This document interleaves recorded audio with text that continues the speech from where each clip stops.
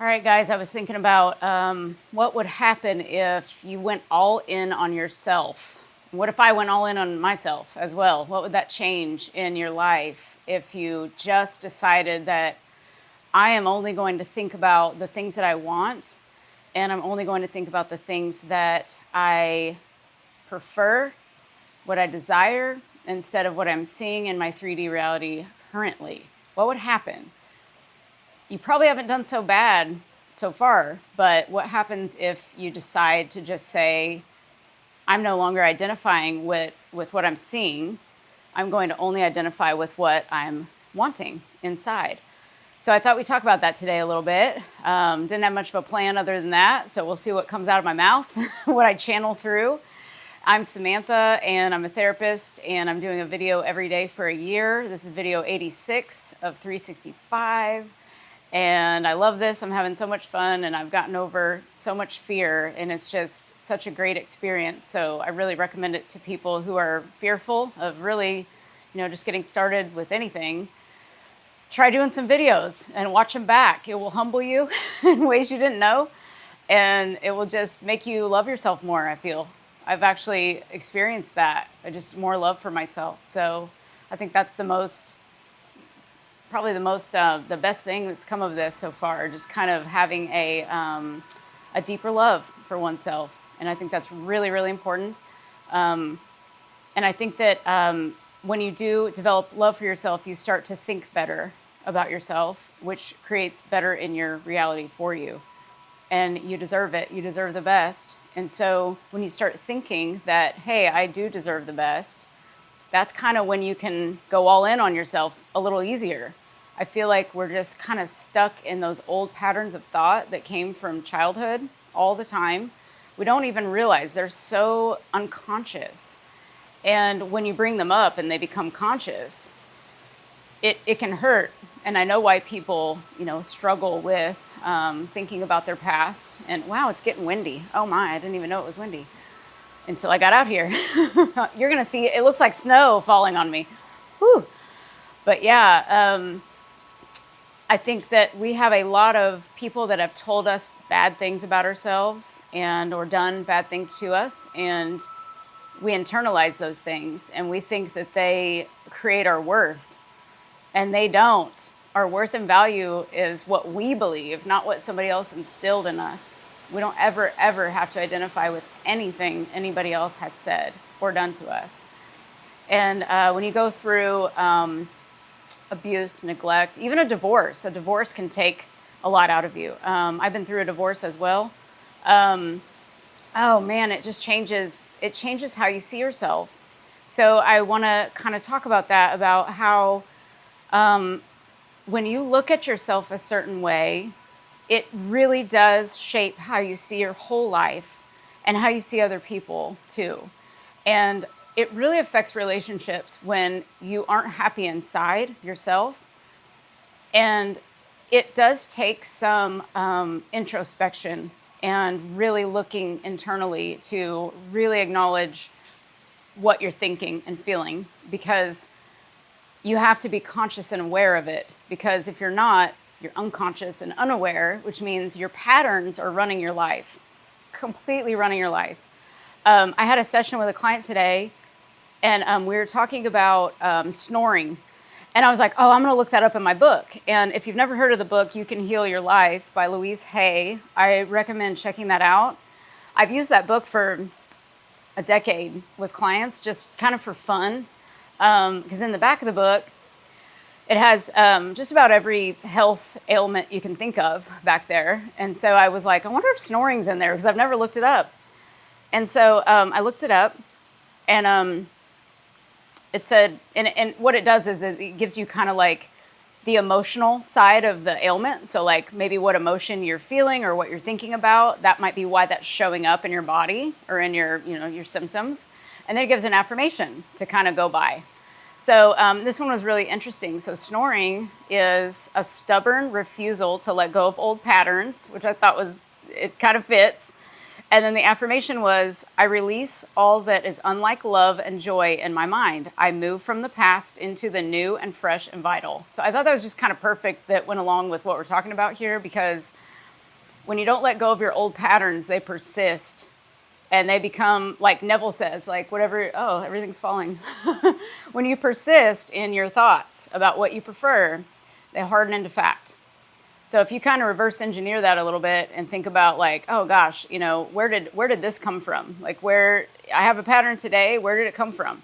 It came from somewhere, whatever it is. If you lack joy in your life right now, there is a pattern of thought that created that lack of joy today from the past. So you have to kind of go there and think about that. Whatever beliefs you have, it's like, who told you that, first of all? Who told you that? Probably no one. You just probably either heard somebody say it, or who said it to you. I meant to say, like, who said that?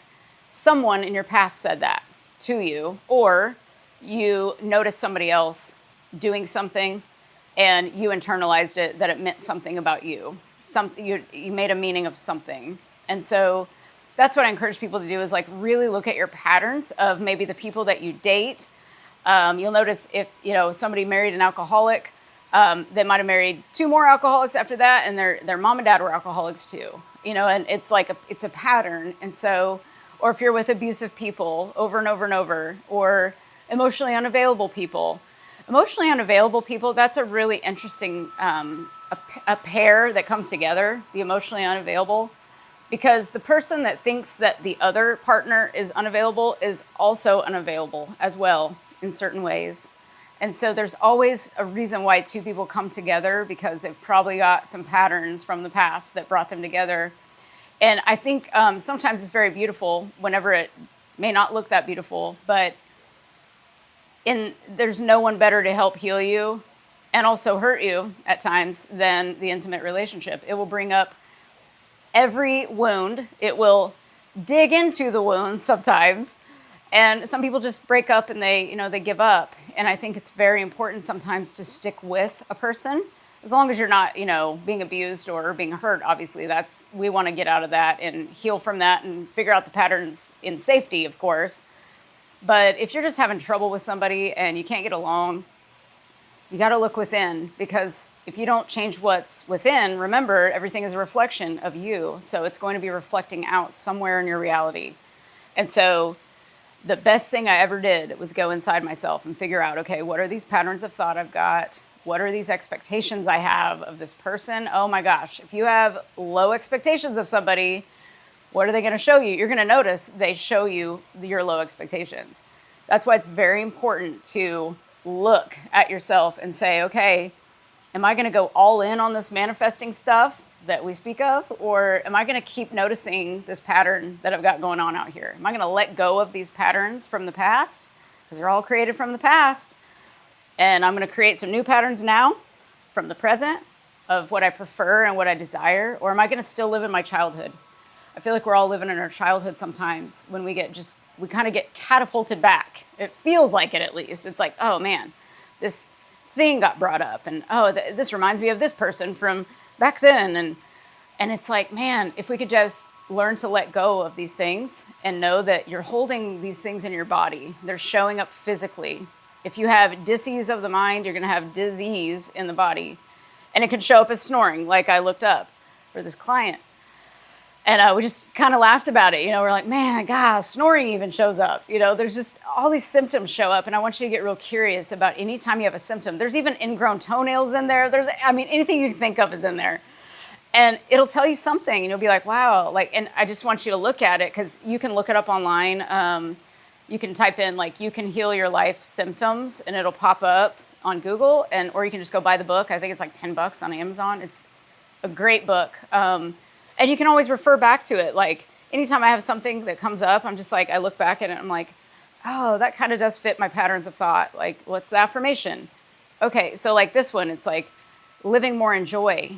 So you have more peace and letting go of the old. And I think that's just a theme that we'll be talking about here, is how do you let go of things that bother you? And for some, it's a process, but you always get to that point where you have to make a decision to let go.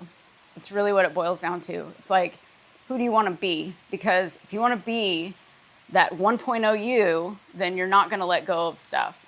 But if you want to become that new identity, and you want to become 2.0 you, you've got to let go of resentment and fear and all of those things that are holding you back from being your true self. That's all we're here to do, is be our true selves and figure out who we are, why we are that way, and then evolve, learn, grow. We're being shaped and molded every second of the day. Every little thing that goes on is just like training you. It's like a training ground. Yesterday's title, I think it was like, I put your triggers are your training. That's what they're doing. They're training you to like look at yourself internally and be like, what is this? What am I doing here? What am I thinking about? And what could I be thinking about other than this that I'm thinking about right now? You know, if I want to go all in on myself, I wonder what that would look like. I thought about that one day too. I was like, what if I go 100% all in on myself? I promise you, it is a practice. You can get there. It does take practice because you will have those triggers. And like I said, they're training you. So if you look at it like that and you say, okay, this is a trigger that was created from my thoughts, my beliefs, my expectations, something in me. So what if, even if you don't believe this stuff is true, just say, well, what if this could be true? What if this could be true? Then what might I be believing, thinking, expecting? What am I feeling? And if I don't prefer this, then what do I prefer? And then you start acting like you already have that, or you already are that. You just start kind of playing with it. Have fun with it. I think we get on here, you know, on YouTube, and we look for, you know, how to manifest something fast and how to get this and that. And then the real manifestation first is your emotions are your manifestations. Like those are your first indicator of something manifesting, because that is an actual manifestation, your feelings and emotions. So really everything is a manifestation. So start with your feelings. Ask yourself, how do I feel? Wow, I feel at peace right now. Oh my gosh. I was able to think about a memory that I just created, or I thought about butterflies and how beautiful they are. And I generated this feeling out of nowhere. Even though nothing in reality changed externally, you were able to change your internal dialogue, and you created a memory from just imagining something that you can go back to at any time you want. And there's that feeling for you to use, and you can take that with you. And so you can do that at any moment of the day to generate a new feeling. Whenever you're feeling down or you're frustrated or something, it's just an indicator of, okay, this is what I am. This is what frequency I'm creating my life from right now. So if you're in the frustrated frequency, it's going to create more frustration. You're going to notice as soon as you get amped up, it's like you don't feel any better. After a while, you're like, oh my God, I feel worse. And then, so that's when you have to disrupt yourself and say, okay, I got to stop this right now. I got to direct my thought. So yesterday I talked about Abraham Hicks talking about the most valuable thing you can do is learn to direct your thought. And I like to say, like, if you have a clean, pure thought with no doubt in it that muddies it up, just clean and pure, no doubt, sticking to the vision. You can't go wrong ever, ever, ever. It'll just point you in the right direction every time.